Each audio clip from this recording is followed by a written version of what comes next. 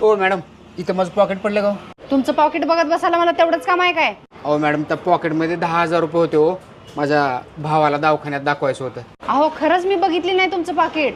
Madam, ते pocket आणि 10,000 रुपये जाऊ द्या हो. मला फक्त माझ्या भावाच्या औषध गोळ्या करता 5,000 रुपयाची गरज आहे हो. बघा की 5,000 रुपयाची जरी मदत केला तर तुम्हाला परत देतो वापस. प्लीज की मॅडम, 5,000ची मदत करा की. तुम्ही एवढी रिक्वेस्ट करायला म्हणल्यावर तुम्हाला पैशाची लईच गरज आहे वाटायला.